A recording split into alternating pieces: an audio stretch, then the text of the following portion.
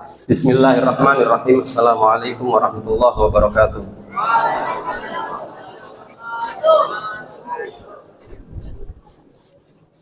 Ya, yang jawab masih sedikit banget ya. Diulangi salamnya. Dijawab bareng-bareng serempak. Assalamualaikum warahmatullahi wabarakatuh.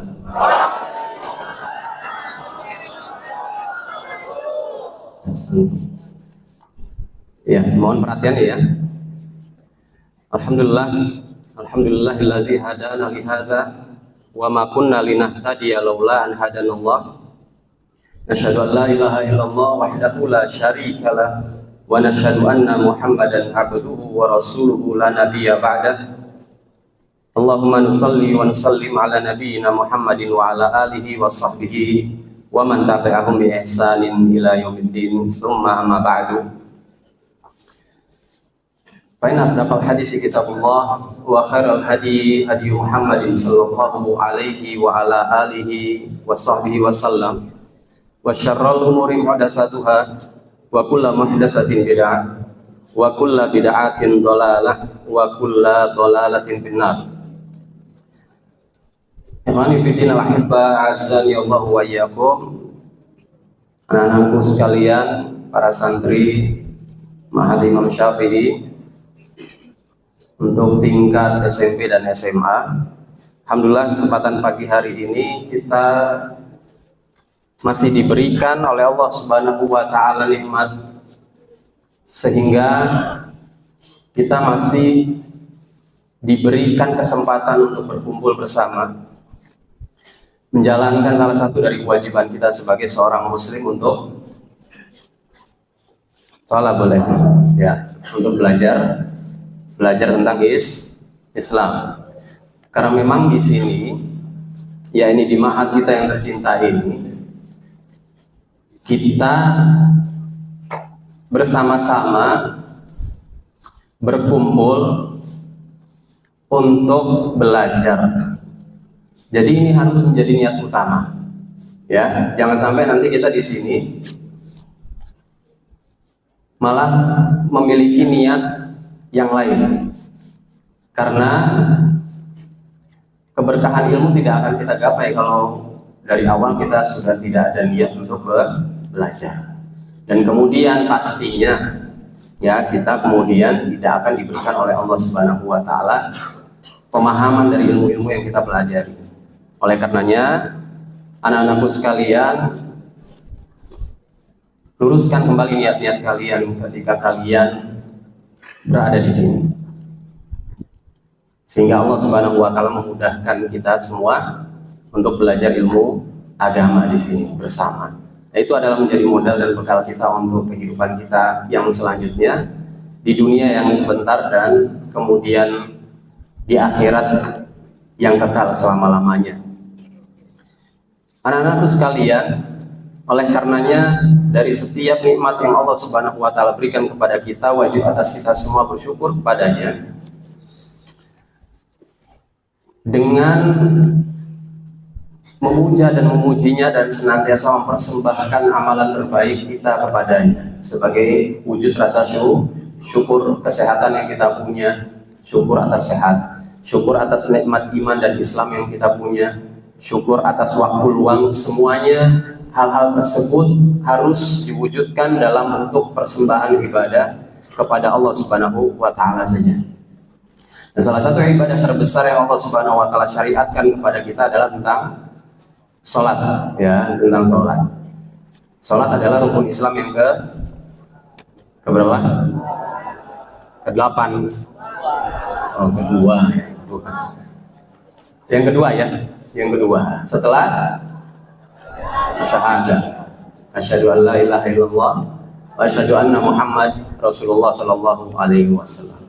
Setelah pengakuan syahadah kita kepada keesaan Allah Subhanahu wa taala dan juga kepada kerasulan Nabi Muhammad sallallahu alaihi wasallam, maka kita dituntut untuk kemudian mengamalkan perintah Allah dan juga perintah Rasul. Salah satunya adalah sholat. Nah, di sini sholat itu memiliki keutamaan yang sangat banyak sekali untuk kita hamba Allah Subhanahu wa taala. Saya ingin tanya, yang telah menciptakan kita ke dunia sehingga kita masih bisa diberikan umur sampai sekarang hidup, menghirup udara bebas, oksigen gratis, nggak perlu bayar. Kalau di rumah sakit kan bayar oksigen ya. Kalau di sini bayar nggak? Nah, sehari itu menghabiskan oksigen berapa tabung kira-kira? Sekedar napas saja tuh. Itu kalau mau dihitung pakai rupiah mungkin bisa jutaan ya untuk sehari nafas. Itu baru sisi oksigen yang kita kemudian hirup, di mana Allah Subhanahu wa taala sang pencipta kita ya menjadikan udara ini sebagai bagian dari fasilitas kehidupan kita. Tidak ada udara untuk kita hirup oksigennya, maka kita tidak akan bisa hidup. Benar? Yang menciptakan oksigen Allah Subhanahu wa taala. Kita nggak pernah menciptakan diri kita sendiri. Kita nggak pernah menciptakan alam ya ini yang ada di sekitar kita. Dan kita juga tidak pernah menciptakan hal-hal yang kita nikmati saat ini. Semua adalah ciptaan Allah Subhanahu wa taala.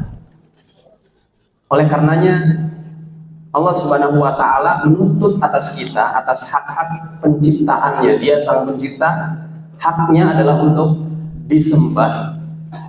Itu yang Allah Subhanahu wa taala minta kepada kita selaku hamba. Maka jangan sekali-kali menjadi hamba yang sombong angkuh, jumawa, dengan kekufuran, dengan kekafiran, ya ini tidak mau menyembah Allah Subhanahu wa taala yang telah memberikan kita berbagai macam fasilitas. Orang tua kita yang mungkin setelah merawat kita, memberikan makan dan minum, kemudian uang jajan, itu hanya perantara saja. Hanya perantara. Pada hakikatnya bukan mereka yang memberikan rezeki kepada kita, tetapi Allah Subhanahu wa taala. Maka hamba yang baik, hamba yang soleh, hamba yang taat kepada Allah Subhanahu wa taala adalah hamba yang tahu diri, sudah diberikan berbagai macam nikmat. Cara untuk tahu dirinya adalah untuk beribadah. Jangan sekali-kali kita membuat Allah marah dengan kemaksiatan yang kita lakukan. Jangan.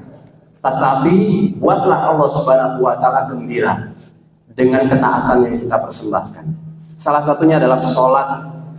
Karena di dalam sebuah hadis yang sahih ya dinyatakan sholat itu adalah tiang. Ya, sholat itu adalah tiang. Rasul amr al-Islam wa amuduhu as-shalah. Ya. Pokok atau pondasi dari seluruh perkara di dalam agama itu adalah Islam. Apa itu Islam? Hakikat dari Islam itu adalah ketundukan, kepatuhan, penyerahan diri, istislam lillahi kepada Allah Subhanahu wa taala. Bitauhid, dengan mengesahkannya. Itu kan hakikat Islam ya. Al istislamu lillahi bitauhid. Sudah belajar belum? Sudah ya? Belum. Kalau belum ya sekarang belajar ya. Kalau belum berarti sekarang belajar. Perhatikan. Jadi Islam itu artinya adalah al-istislamu lillahi bitauhid. Menyerahkan diri secara totalitas. Berarti kalau totalitas apa? Jasad dan ruhnya diserahkan. Kepada siapa? Lillah. Kepada Allah Subhanahu wa taala. Dengan cara bagaimana at-tauhid, mentauhidkannya, mengesahkannya dalam seluruh peribadatan yang kita persembahkan. Inna sholati wa nusuki wa mahyaya wa mamati lillahi rabbil alamin wal inqiyadu lahu bitta'ah. Kemudian apa? In al inqiyad, tunduk. kepada Allah Subhanahu wa taala. Bukti ketundukannya adalah dengan ketaatan. Taat adalah ketika diperintah laksanakan, siap, sam'an wa ta'ah. Kami dengar dan kami patuh. Dan ketika dilarang, tinggalkan. Itu arti dari taat. Ya, arti dari taat. Nggak ada waktu berleha-leha dalam hal ketaatan kepada Allah Subhanahu wa taala. Karena waktunya sempit sedikit. Kita dikasih umur. Memang umur kita ratusan tahun kayak orang-orang terdahulu. Ya? Siapa yang bisa jamin besok kita masih hidup? Adik kita dari rahim ibu-ibu kita yang lain mungkin ya di luaran sana ada yang baru di dalam kandungan 2 bulan 3 bulan mati ya, belum sampai 9 bulan 8 bulan 7 bulan mati, keluar 9 bulan alhamdulillah sehari 2 hari mati, sebulan 2 bulan setahun 2 tahun mati. Duluin kita sebelum kita ini yang masih hidup nih sekarang, ya, atau orang tua kita yang sudah terlebih dahulu. Banyak sekali kematian per detik yang Allah Subhanahu wa taala telah takdirkan kepada hamba-hambanya. Nah, kita sasaran nih, hati-hati, jangan merasa aman dari kematian. Ya, maka jangan lengah, waktunya cuma sedikit, nggak lama di dunia itu, yang lama nanti di akhirat kekal. Jadi kalau mau istirahat, mau enak-enak gitu ya, mau enak-enak nanti di surga, bukan di sini. Kalau di sini tempatnya apa? Pahit, asin, apalagi asem.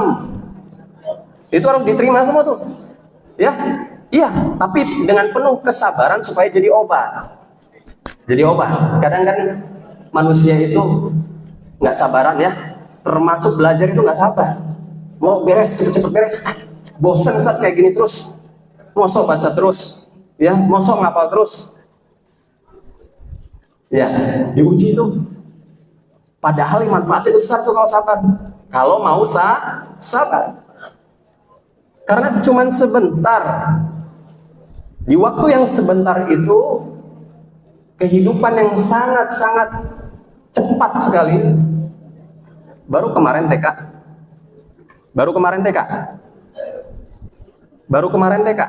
Ngerasain TK nggak? Atau SD lah, SD? Iya. Perasaan baru kemarin kok sekarang udah. Nah, cepat nggak tuh waktu itu? Bergulir cepat ya? Cepat sekali. Nanti kalian yang lulus SMA khususnya nih, nggak berasa. Karena udah lulus SMA tuh biasanya, ya mungkin perkembangan tubuhnya udah nggak makin tinggi gitu ya, stuck gitu kan. Dia hanya menjalani hari-harinya dengan berbagai macam aktivitas yang nggak kerasa, ujuk-ujuk nanti udah nikah, udah punya anak dan seterusnya. Bukan ujuk-ujuk juga, tapi proses itu cepat sekali. Itulah waktu di dunia, nggak ada apa-apanya. Jadi bersabar, ya, bersabar. Emang ada pahitnya hidup di dunia. Kalau mau enak-enak nanti di surga, dah. Sabar aja dulu sebentar ya. Begitu juga di dalam menjalani ibadah kepada Allah Subhanahu wa taala. Kadang manusia itu tergesa-gesa, emang sifat dasarnya gitu, isti'jal, yastajilu, tergesa-gesa, maunya cepat beres. Setan memanfaatkan sifat ini dari manusia agar manusia nggak sabaran dalam hal ketaatan, ya. Wal inqiyadu lahu bit ta'at wal bara'atu minasyirki wa ahli. Ini konsekuensi dari ketauhidan dan meninggalkan seluruh praktek-praktek kesyirikan yang membuat Allah murka dan juga menjauhi orang-orang yang berbuat syirik. Ya, ini perhatian. Ini salah satu nggak sabar. Ya, ketika kita belajar kita asik belajar sendiri. Gitu. Iya, hati-hati ya. Ustaz kasih tahu nih, setan itu ada di depan, belakang, kanan, kiri. Ya.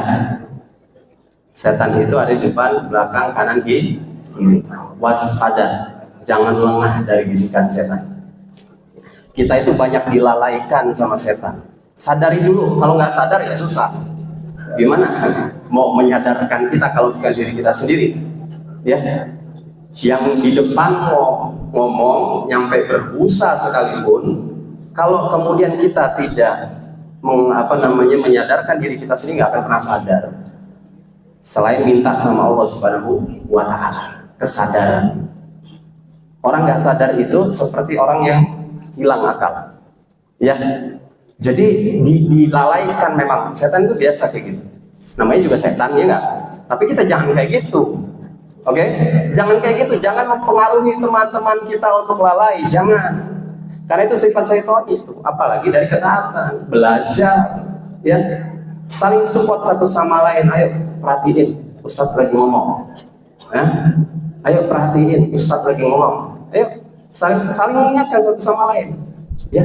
Jangan gimana tuh? Ya.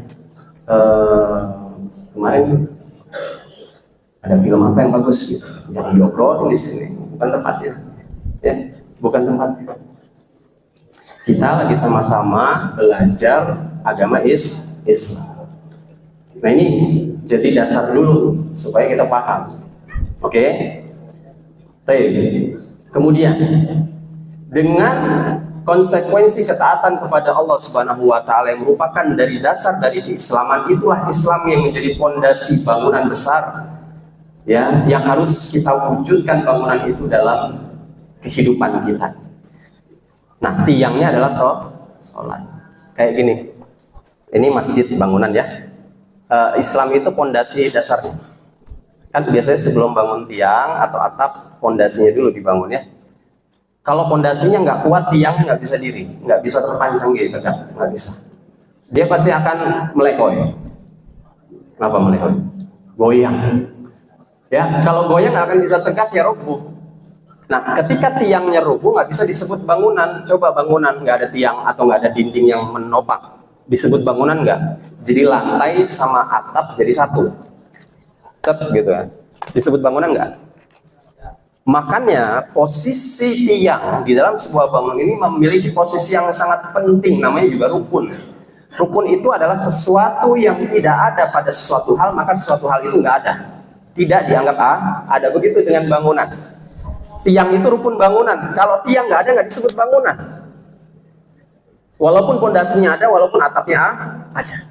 Makanya seseorang yang meninggalkan sholat, maka dia telah menghancurkan tiang agama dan dia telah menghancurkan Islam. Ketika menghancurkan Islam, konsekuensinya nggak ada Islam pada dirinya, tidak ada Islam pada dirinya. Ketika tidak ada Islam pada dirinya, berarti keluar. Maka harus menjadi perhatian. Nah, untuk itu Allah memotivasi kita supaya kita perhatian sama sholat. Dengan apa? Ayat-ayat dan hadis-hadis Rasulullah SAW yang membicarakan atau menginformasikan banyak sekali tentang keutamaan sholat yang harus kita kejar. Yang harus kita kejar, nggak rugi. Berapa menit sholat dalam satu waktu? Wah, 5 ya. Kecepatan dah Mas. Masuk anak pesantren 5 menit sholat. 1 jam, ya sholat tahajud nggak apa-apa 1 jam, ya 10 menit, nggak lama kan? 15 menit lah, katakan 15 menit, 10 menit, 15 menit satu kali sholat 5 waktu, dikali 5,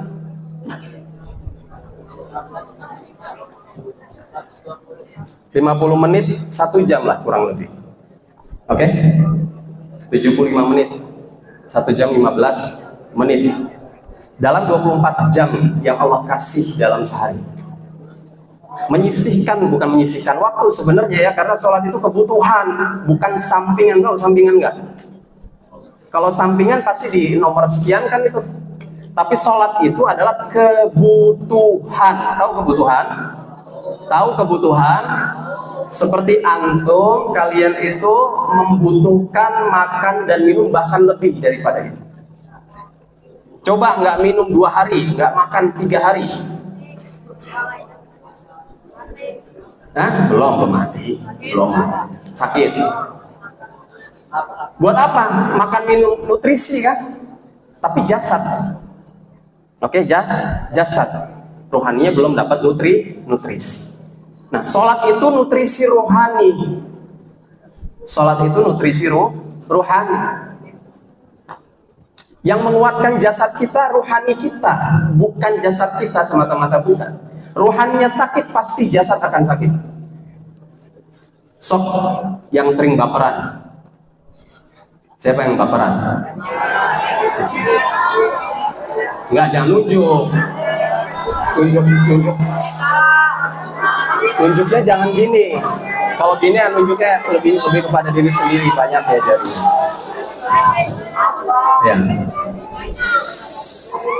Ya, yang ngomong cukup yang di depan, oke? Yang ngomong cukup yang di depan. Nah, baperan itu maksudnya adalah sesuatu hal yang kecil, oke? Dia bawa besar di dalam jiwanya, sehingga ketika dia sedih sangat sedih, ketika dia marah sangat marah. Ya, slow aja udah, dibawa, enjoy kehidupan itu. Nah, kalau orang baperan ini biasanya rohaninya yang lagi sakit, bawaannya stres. Tahu stres? Kalau rohaninya sedang sakit karena sebab, sekali lagi ya, karena sebab hatinya yang sedang sakit, maka pasti jasadnya akan sakit. Pasti jasadnya akan sakit, lemah dia, nggak gairah dalam hidup, gitu kan, dan seterusnya.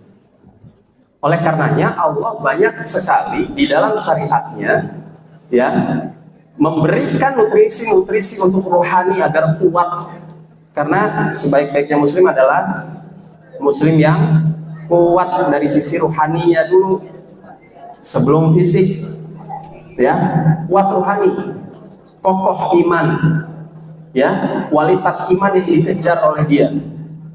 Salah satunya adalah dengan konsisten untuk menegakkan sholat. Nah, baru sekarang kita masuk apa saja keutamaan sholat. Satu, diperhatikan nih, sholat itu bisa mencegah pelakunya dari perbuatan keji dan mungkar kalau benar sholatnya. Kalau benar syarat rukunnya terpenuhi, khusyuknya juga, karena khusyuk adalah bagian dari rukun sholat. Kalau benar, dia tahu tentang hakikat sholat untuk apa. Ya, baru sholat yang semacam itu adalah kriteria sholat yang dapat mencegah pelakunya dari perbuatan keji dan munkar. Malu dia sama Allah Subhanahu wa Ta'ala kalau habis sholat maksiat lagi. Taatnya cuma pas sholatnya doang gitu. Setelah sholat 10 menit, 15 menit maksiat lagi. Ngomongnya kotoran hewan. Tahu kotoran hewan nggak? Padahal waktu sholat dia baca Al-Fatihah, dia baca Subhana Rabbiyal Azim, dia baca Subhana Rabbiyal A'la.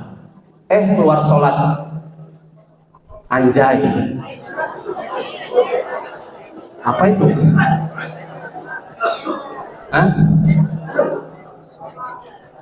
Hati-hati nih, ya. Dan yang lebih kasar dari itu, kepada siapa dia tujukan? Temennya atau kepada dirinya sendiri, dia nggak sadar. Dan setan memberi bumbu yang sangat nikmat untuk seseorang mengucapkan kalimat itu tanpa berdosa. Padahal Allah Subhanahu wa Ta'ala sudah la yaskhar qaumun, ya, janganlah kalian memberikan atau mencaci sebuah atau sekelompok kaum, satu orang aja nggak boleh, dengan alqab, lakop-lakop atau sematan-sematan yang tidak pantas untuk diberikan kepada teman. Maaf ya, bego lu, goblok amat lu, doain temennya supaya goblok, bego.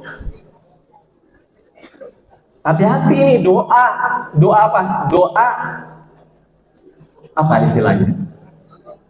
Kecelakaan bagi temannya.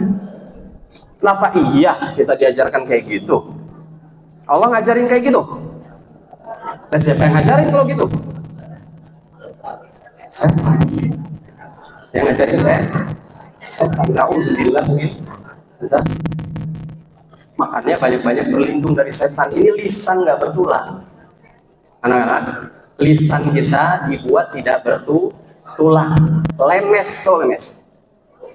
Nah, naudzubillah kalau lemes Al-Quran yang keluar gitu kan, lemes hadis, dakwah, alhamdulillah. Tapi naudzubillah kalau lemesnya lemes hewan yang keluar. Orang diajarin baca Quran, hafal Al-Quran, Untuk berkata qul khairan, itu tahu. Tapi kenapa masih latah ini lidah kadang? Latah nggak tuh? Kebiasaan masalahnya. Tapi jangan, nggak terjadi pada anak-anak Imam Syafi'i. Semoga ya. Gini. Racun ini sudah menyebar. Saya katakan racun itu mematikan. Kalau nggak segera kalian berubah, yang terbiasa khususnya ya, dari seperti itu, nggak tahu Allah akan memperbaiki diri kita apa enggak. Innallaha la yughayyiru ma biqaumin hatta yughayyiru ma bi anfusihim. Nggak akan Allah merubah diri kita, lisan kita nggak akan Allah rubah dengan perkataan-perkataan yang thayyib, yang khair, kalau kita nggak mau menahan dan merubah ya bahasa-bahasa binatang kotoran tadi dengan bahasa-bahasa yang Allah ridhoi. Memang lisan kita kan diciptakan untuk taat, makanya yang keluar harus ucapan-ucapan ketaatan. Ya, doakan teman kita tuh, didoakan dengan lisan kita, jangan didoakan keburukan, jangan. Oke, jadi dapat mencegah perbuatan keji dan mungkar baik lisannya yang berbuat kemungkaran ataupun anggota badannya, anggota tubuhnya. Ini kadang usil latah tangan tuh, usil nyolek. Kalau nggak dicolek apa? Ya, iseng gitu, tahu iseng. Temennya nggak suka gitu. Hati-hati nih, ini sepele kadang, cuman setan itu manas-manasin, ngompor-ngomporin sesuatu hal yang sepele bisa jadi besar. Gontok-gontokan, yang tadi cuma Noel doang, mungkin bercanda, tapi temennya nggak suka, setan masuk. Akhirnya apa? Kaki main gitu kan? Iya kan? Kalau mau main kaki, main bola aja gitu, jangan. Paham? Innamal mu'minuna ikhwah. Kalau misalkan ada yang berantem, fa'aslihu baina akhwaykum. Nah, indah sekali ajaran Islam. Kalau kita mau merenung, ini dalilnya ya, ayatnya dalam surah Al-Ankabut ayat 45, surat ke-29. A'udzubillahi samil alim minasyaitonir rajim. Dengarkan ayat Allah Subhanahu wa taala. Utlu ma uhiya ilaika minal kitabi wa aqimis salata innas salata tanha 'anil fahsya'i wal munkar. Wala dzikrullahi akbar wallahu ya'lamu ma tasna'un. Bacalah apa yang telah diwahyukan kepadamu wahai Muhammad, yaitu Alkitab, Al-Quran, dan tegakkan sholat, dirikan sholat. Sesungguhnya sholat itu mencegah dari perbuatan-perbuatan keji dan mungkar, dan sesungguhnya mengingat Allah, zikrullah dengan sholat, karena sholat adalah bagian dari zikrullah. Ya, lisan berzikir, hati hadir dengan niat berzikir, kemudian tangan bergerak, ya, anggota badan tubuh bergerak, itu adalah bagian dari zikir kepada Allah ketika sholat. Itu lebih besar keutamaan daripada ibadah-ibadah yang lain, dan Allah mengetahui apa yang kalian kerjakan. Karena sholat tiang agama, nggak ada sholat nggak ada Islam. Ya, yang membedakan kita, salah satu karakteristik kaum muslimin dengan orang-orang kafir adalah sholat, kata Rasulullah, al-ahdu bainana wa bainahum as-shalah faman tarakaha faqad kafar. Kita itu sudah mengikat perjanjian antara kita dengan orang Yahudi dan Nasrani. Ya, yaitu tentang perkara sholat. Maka barang siapa meninggalkan sholat, nggak ubahnya seperti mereka yang tidak sholat, maka dia telah kafir, kata Rasulullah SAW. Yang kedua, sholat merupakan amalan terbaik setelah 2 kalimat syahadat. Ya, amalan terbaik setelah 2 kalimat syahadat. Dan di dalam sholat pun ada kalimat syahadat yang dibacakan dalam setiap tahiyyah. Hal ini sebagaimana disabdakan oleh Rasulullah Shallallahu Alaihi Wasallam. Ya, dari Abdullah bin Mas'ud yang diriwayatkan oleh Imam Bukhari dan Muslim. Ya, bahwa Abdullah bin Mas'ud mengatakan, sa'altu Rasulullah sallallahu alaihi wasallam, aku telah bertanya kepada Rasulullah sallallahu alaihi wasallam, ayyul amali afdal, apa ya Rasulullah amal yang paling utama itu? Qala, maka beliau sallallahu alaihi wasallam menjawab, as-salat li waqtiha. Ya, salat tepat pada waktunya. Jangan lalai dalam mengerjakan waktu sholat, menegakkan sholat di waktunya. Ya. Qala qultu tsumma, kemudian aku berkata lagi kepada Rasul, apa selanjutnya setelah sholat ya Rasul? Qal birrul walidain, adalah berbakti kepada kedua orang tua, karena sholat adalah bakti hamba kepada Allah. Makanya birrul walidain menempati urutan selanjutnya setelah bakti kepada Allah. Bisa dipahami ya nih? Jadi sholat itu adalah wujud baktinya seorang hamba kepada Allah. Sedangkan birrul walidain adalah baktinya seorang anak kepada orang tua, artinya sesama hamba. Yang didahulukan adalah bakti kepada Allah, kemudian bakti kepada orang tua. Kenapa bakti kepada orang tua dikhususkan? Karena mereka yang telah menjadi sarana, fasilitator, perantara terciptanya kita. Nggak ada orang tua, nggak ada kita. Ba'dallahi ta'ala. Maka jangan sekali-kali angku dan jumawa sama orang tua. Dulu kalian nggak ada apa-apanya, lemah, nggak punya kekuatan. Kalau nggak disusuin sama ibu, dikasih nafkah sama bapak, udah dijaga 9 bulan di dalam perut, masih mau bentak-bentak orang tua. Kita merasa benar di hadapan mereka, meninggikan suara setinggi-tingginya. Durhaka itu nggak boleh, ya, merendah. Apalagi orang tua sudah naik suaranya, artinya marah, merendah, diem. Walaupun kadang kita merasa benar, ya, diem itu lebih baik. Itu baktinya seorang anak pada orang tua. Ada kisah, ini kisah ya, kisahnya nyata. Gambaran baktinya anak kepada orang tua. Kalau seandainya orang tua marah kepada seorang anak, ini gambaran paling ekstrim ya. Saya katakan paling ekstrim karena beginilah seharusnya seorang anak. Bakti yang paling tinggi, tingkatan yang paling sabar sekali. Ketika orang tua marah kepada anak sampai kemudian anaknya dipukul di depan umum, malu nggak tuh? Ketika orang tuanya memukul si anak diam, karena dia nggak mau melawan sedikit pun, dan kata-kata dari lisannya nggak ada yang keluar sama sekali. Dipukul sampai orang tuanya puas, melampiaskan kemarahan kepada sang anak. Setelah itu sang anak kembali kepada orang tuanya dan meminta maaf kalau memang ada kesalahan dari dia sehingga memicu marah orang tuanya. Ini anak yang berbakti kepada orang tuanya. Sampai sebegitu batas baktian, iya. Gak ada dia, ba'dallahi ta'ala, gak ada mereka, gak ada kita. Kita gak akan lahir. Kita gak akan bisa menikmati fasilitas dunia. Ya, maka jangan sekali-kali kalau orang tua nyuruh sambil mukanya sambil kecut gitu. Nggak boleh. Ini apa tuh? Ini belum ya, tapi baru. Itu menunjukkan apa? Penolakan dalam apa perintah orang tua. Nggak boleh.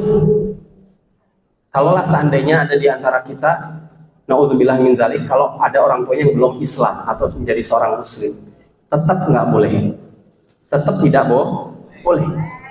Ini bakti seorang anak pada orang tua.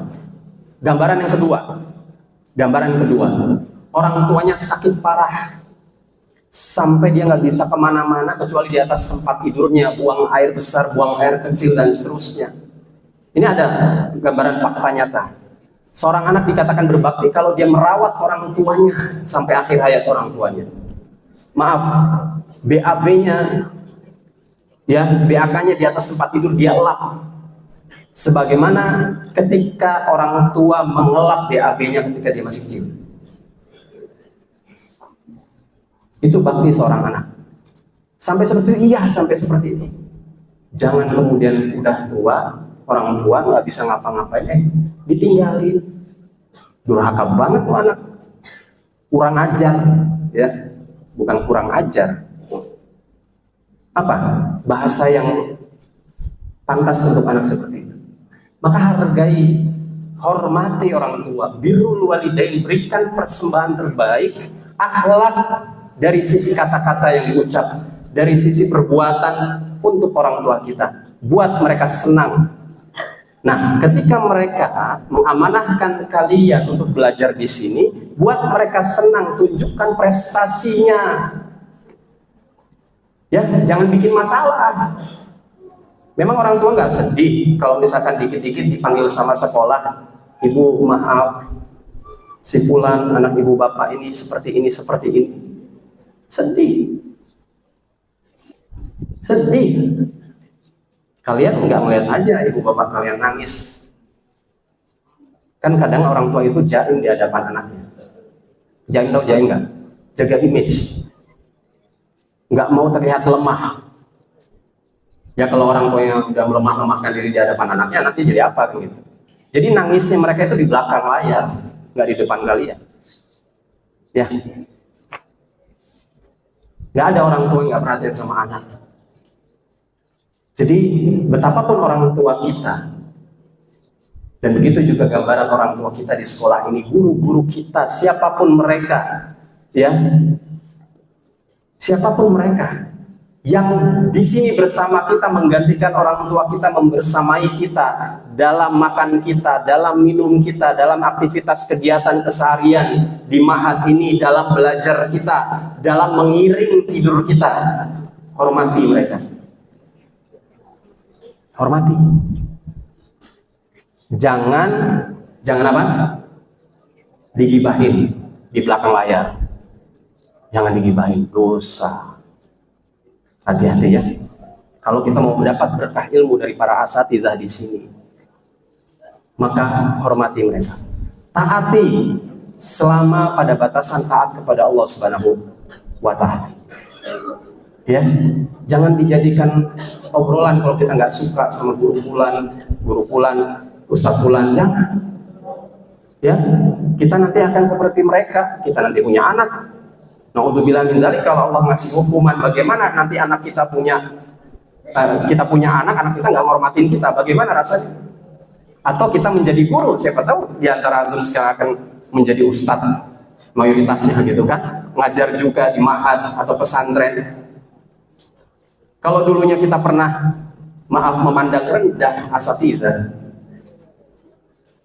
ya hati-hati saling mengingatkan satu sama lain, ya jangan sekali-kali kemudian kita membicarakan kelemahan ya guru-guru kita di belakang. Jangan. Kalau kita sesekali nggak apa-apa, sesekali ya antum ingin menyampaikan sesuatu, sampaikan nggak apa-apa, 4 mata. Gentle tuh 4 mata. Ya, sampaikan nggak apa-apa. Unek-unek antum sebagai seorang santri, Ustadz Afwan, dengan adab Ustadz Afwan, ana bisa minta waktu sebentar Ustadz. Lebih beradab, lebih gentle daripada di belakang. Kayak apa? Kayak pecundang. Ini bahasa yang saya ungkapkan supaya enggak gitu. Iya, orang pecundang itu, pengecut, itu beraninya di belakang gitu. Iya enggak? Iya, kalau mau kita ada unek-unek yang kita ingin sampaikan kepada ustadz tertentu, minta 4 mata berbicara. Gitu ya, berbicara 4 mata itu lebih jantan. Ini bagian dari apa? Tawasau bil haqqi wa tawasau bis sabr. Itu kewajiban antara kita semua selaku hamba Allah, umat Islam, untuk memberikan nasihat satu sama lain. Nasihat itu tidak memandang tua kepada muda. Yang muda bisa menasihati yang tua dengan bahasa yang apa? Beradab. Ingat, beradab. Kalau orang tua nasihatin anak yang lebih muda itu dengan bahasa ngajarin, paham ngajarin? Tapi tidak dengan yang muda kepada tua cara menasihatinya. Beda. Ya. Bahasa-bahasa yang apa? Penuh keadaban. Ya Ustadz, mohon maaf kalau seandainya ada orang seperti ini, itu bagaimana ya Ustadz ya? Bertanya dengan membuat seseorang itu berpikir. Itu cara dakwah. Bagian, ya. Kita memang dituntut untuk itu oleh Allah Subhanahu wa Ta'ala, tawasau bil haqq. Ya.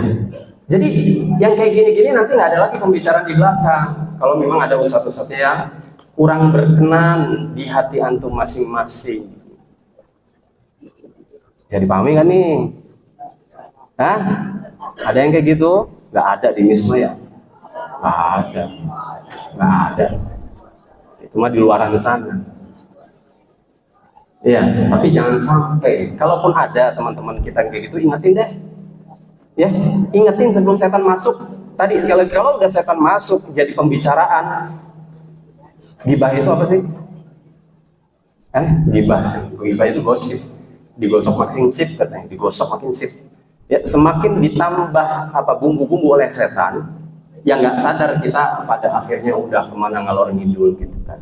Melucuti kehormatan seorang muslim nggak boleh, teman kita aja nggak boleh, apalagi ustaz kita. Na'udzubillah min dzalik. Jangan, jadilah talibul ilm, tullabul ilm yang beradab. Insya Allah Allah akan memberikan ilmu yang berkah kepada antum sekalian. Ya, karena salah satu syarat turunnya keberkahan ilmu itu adalah bagaimana seorang talib, seorang siswa santri beradab kepada gurunya yang mengajarkannya. Gurunya yang mengajarkan. Taati perintahnya, larangannya selama tidak bertentangan dengan ketaatan kepada Allah dan Rasulnya.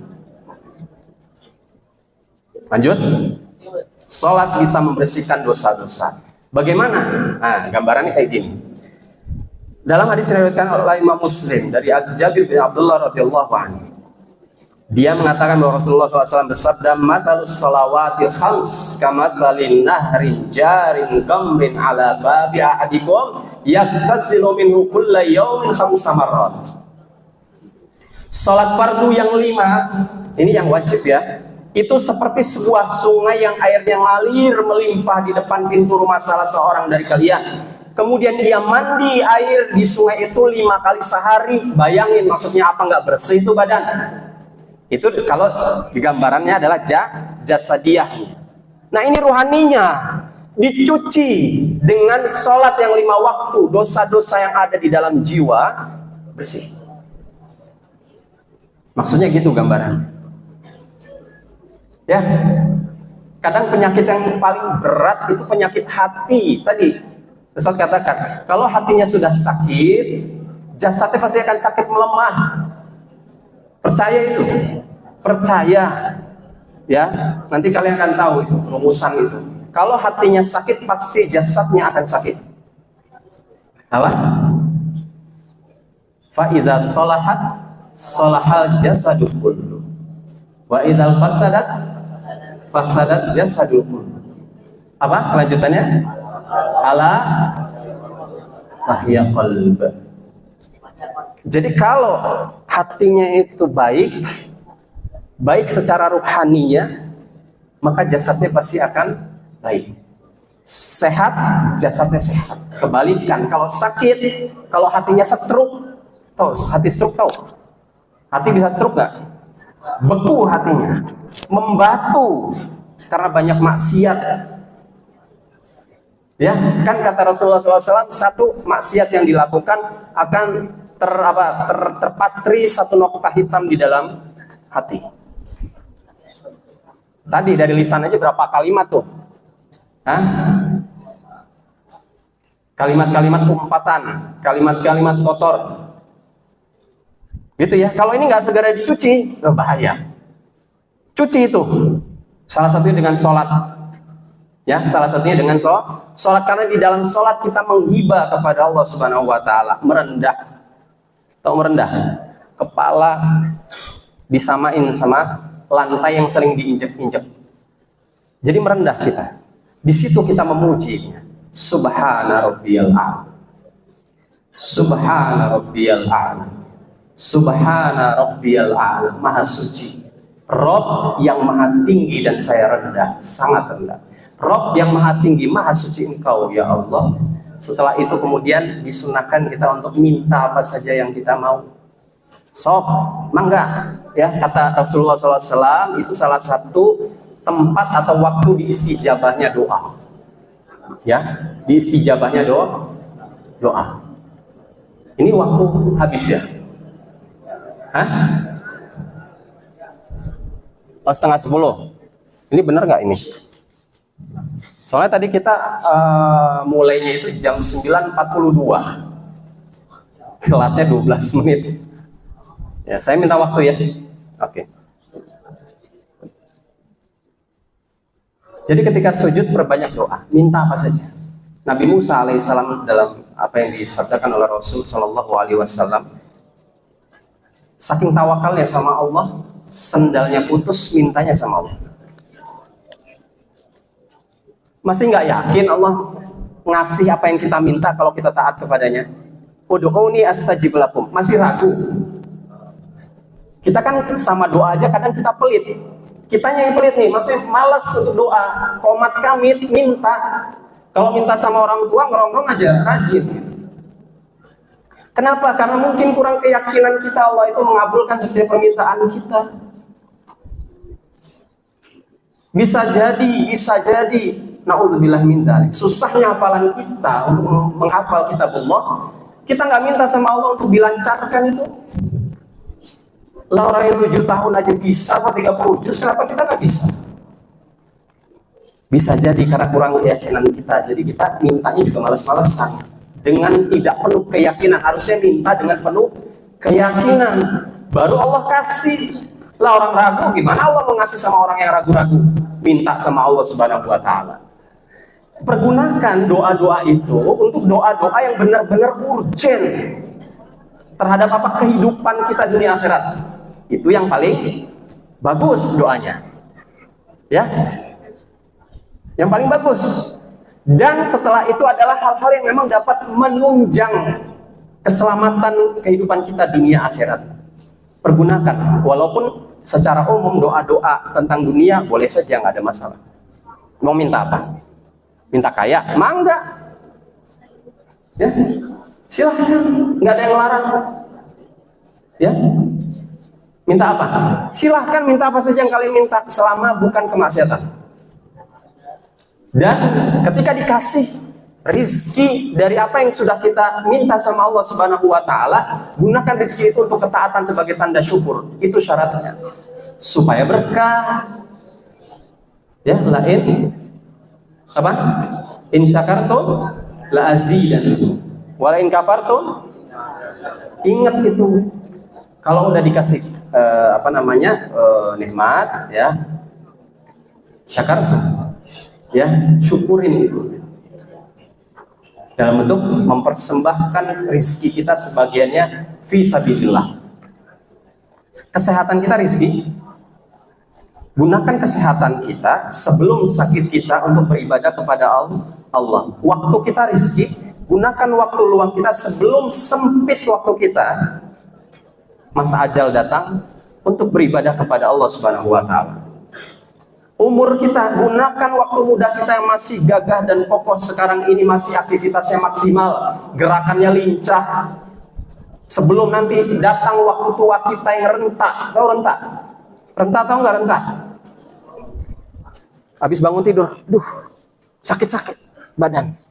Itu baru bangun tidur, itu belum aktivitas. Rentak tuh kayak gitu tuh, melemah dia, ya, tulangnya melemah, ya, otot-ototnya melemah sebelum datang itu.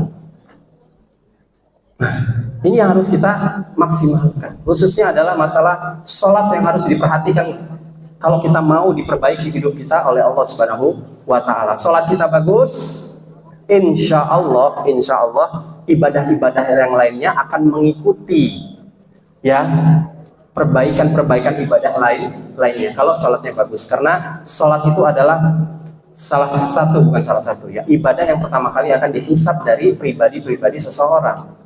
Kalau hisab sholatnya baik, insya Allah amal-amal yang lainnya akan dinilai baik oleh Allah Subhanahu wa Ta'ala.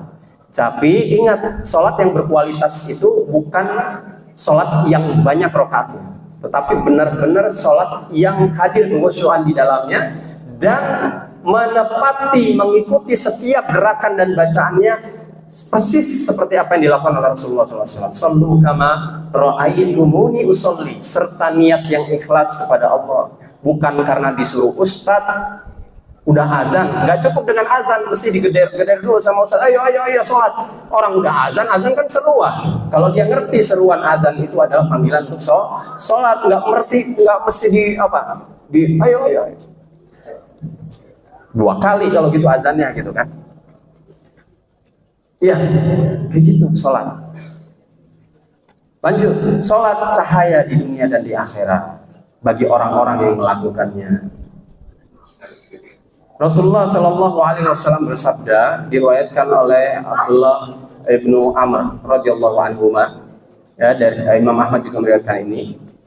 Beliau bersabda, "Man hafadha 'alaiha kanat lahu nuran wa burhanan wa najatan yaumal qiyamah, wa man lam yuhafiz 'alaiha lam yakun lahu nurun wala burhanun wala najatun wa kana yaumal qiyamah ma'a Qarun wa Fir'aun wa Haman wa Abi ibnu Khalaf wa Ubay ibnu Khalaf." Barang siapa yang menjaga sholat 5 waktu, maka sholatnya itu akan menjadi cahaya, bukti, ya, dan keselamatan baginya di hari kiamat.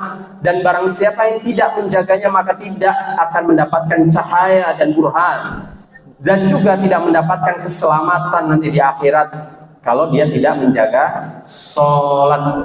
Cara menjaga sholat seperti apa? Pertama tadi masalah waktu yang harus diperhatikan, jangan sampai lalai.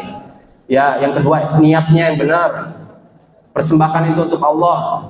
Jangan nanti kita dapat capeknya doang seperti puasa, kalau nggak diterima sama Allah dapat haus sama apa, lapar doang kan. Tapi kalau sholat dapat capeknya doang gitu kan. Itu niatnya harus ikhlas. Yang kedua harus sesuai dengan apa yang diajarkan oleh Rasulullah Shallallahu Alaihi Wasallam. Khusyuknya harus hadir, ya. Lebih daripada itu, apa yang kita baca di dalam sholat dimengerti. Jangan kayak, maaf, orang yang nggak ngerti apa yang dia ucapin. Siapa? Orang gila.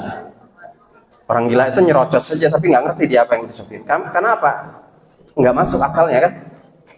Nah, kalau kita mau mendapatkan sholat yang berkualitas, yang akan berefek pada diri kita, ya, antum sudah belajar Quran, antum sudah belajar tentang bahasa Arab, mulai dari Al-Fatihah, surat yang dibaca, sama zikir-zikir, ya, doa-doa yang dibaca di dalam sholat, ya, itu harus dimengerti, diupayakan maksimal itu. Baru insya Allah akan berbekas sholat itu kepada kita. Jaga itu dengan cara seperti tadi.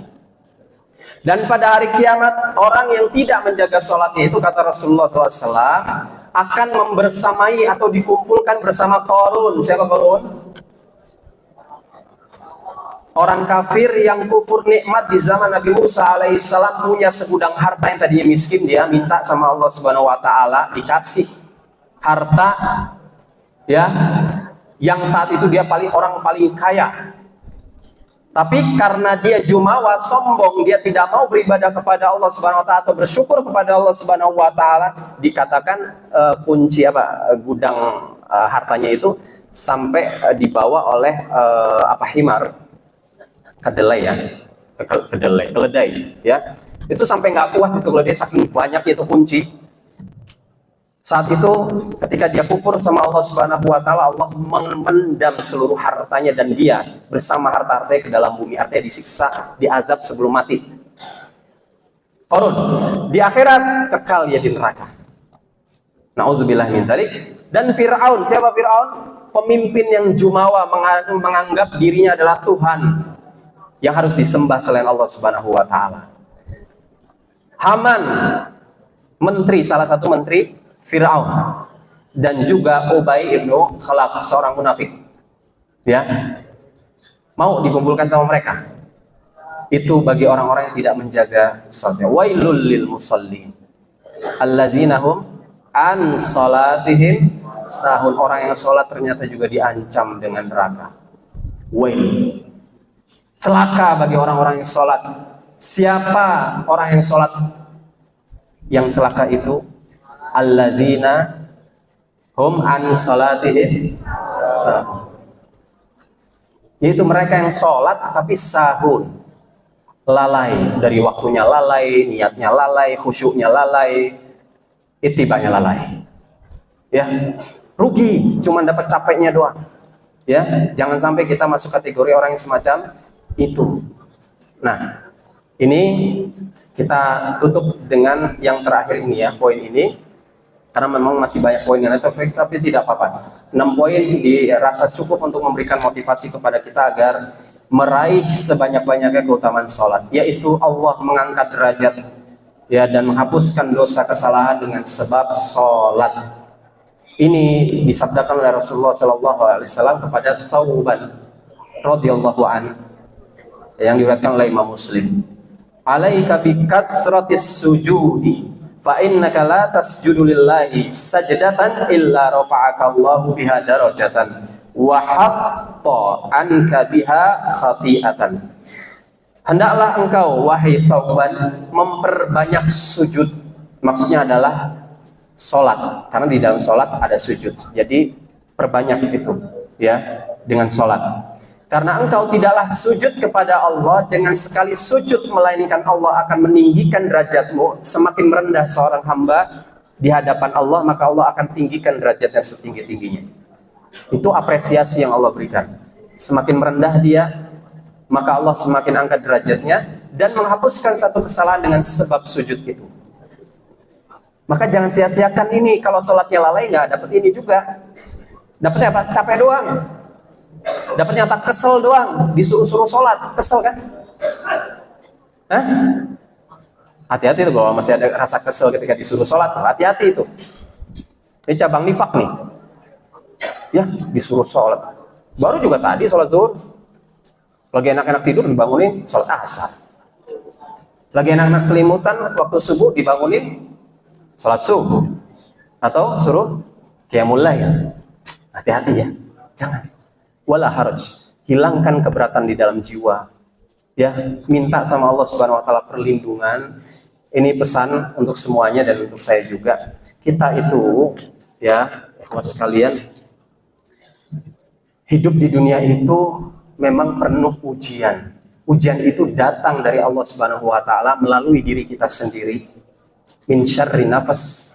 Karena jiwa kita punya kecenderungan untuk berbuat buruk, ya, berbuat jelek, berbuat dosa syar, keburukan, kejelekan ada dalam jiwa kita. Iya, itu musuh kita. Jadi musuh kita adalah jiwa kita sendiri. Hati-hati, perhatian ini. Yang kedua, Allah Subhanahu wa taala mendatangkan ujian kadang dari faktor eksternal. Ya, faktor eksternal, yaitu adalah setan, baik yang berwujud jin ataupun manusia. Diuji kita sama itu. Maka oleh karena itu caranya adalah minta sama Allah Subhanahu wa taala pertolongan dan perlindungan agar kita tidak mudah ya terpengaruh, terprovokasi dengan hal-hal tadi, sehingga dengan ujian itu kita malah menjadi berbuat maksiat. Seharusnya kalau diuji itu harusnya sabar. Ya, jangan terprovokasi, jangan terpancing. Bisa dipahami nggak nih? Untuk berbuat apa? Maksiat sesuai dengan hasutannya kayak apa? Tergantung hasutan, ya kan? Kalau jiwa itu kadang menghasut kepada syahwat yang maunya enak-enak. Siapa nggak mau hidup enak? Tapi ingat, ini dunia, bukan akhirat, bukan surga, bukan jannah. Kadang kita harus mengalami kepahitan hidup, keasinan, keasaman.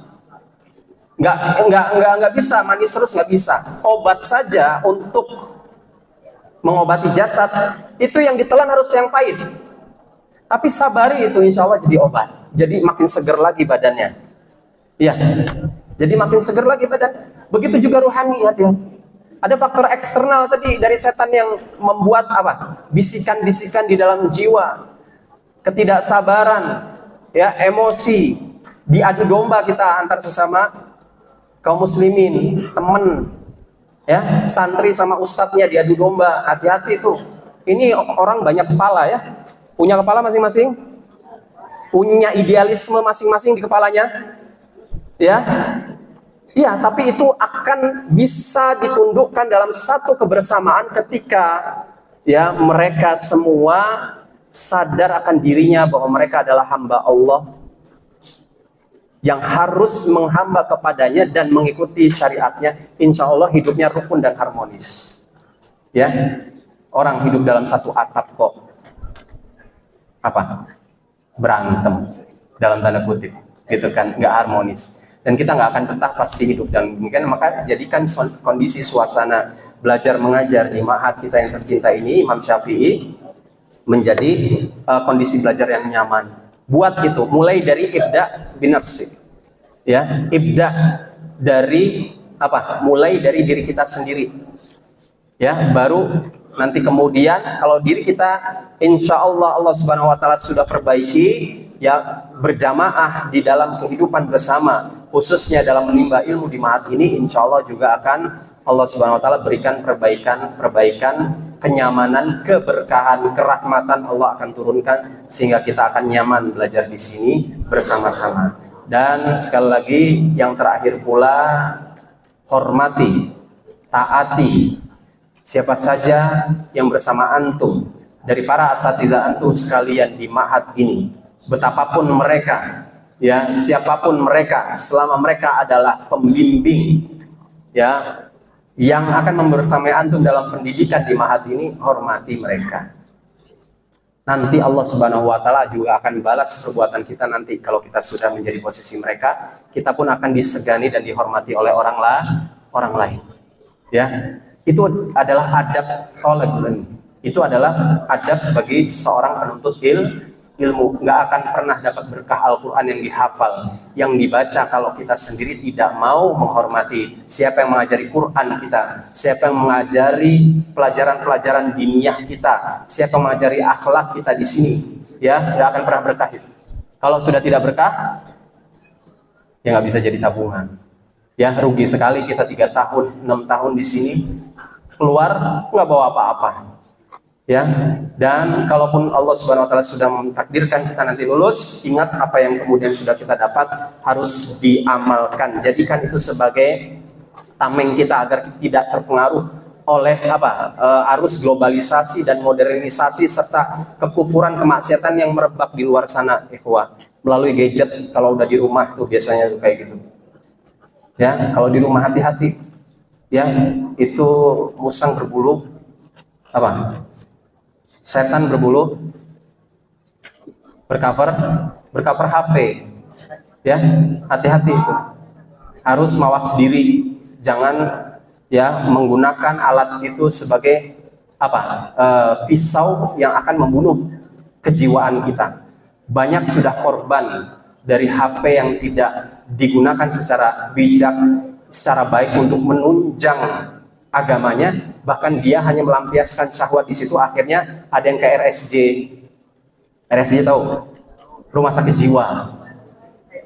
Iya, gara-gara itu. Naudzubillah min dzalik, ada yang bunuh orang tuanya sampai kayak gitu karena setan masuk. Kalau udah setan masuk, kalap, akal hilang, apa aja bisa digunakan. Ya, karena orang tuanya ingin mendidik dia dengan cara melarang, tapi dia nggak terima. Jangan sampai seperti itu lulusan-lulusan dari Ma'had kita yang tercinta, Imam Syafi'i rahimahullahu ta'ala. Itu saja mungkin dari Ustadz, semoga apa yang sedikit ini bisa menjadi perhatian bersama semua. Sekali lagi, yang tadi tidak menyerap secara utuh, Ustadz harap sebagai bagian dari Tawasau bil Haq, sampaikan oleh teman-temannya yang tadi menyerap secara utuh. Ya, semoga tidak kemudian ada yang miss, ya ada yang kelewat dari materi yang sudah disampaikan. Itu saja dari Ustadz, kebenaran dari Allah, kesalahan dari pribadi. Semoga Allah Subhanahu Wa Taala maafkan. Wassallallahu ala nabiyyina Muhammadin wa ala alihi washabbihi wassalam. Subhanakallahumma wa bihamdik asyhadu an la ilaha illa anta astaghfiruka wa atubu ilaik. Wassalamualaikum warahmatullahi wabarakatuh.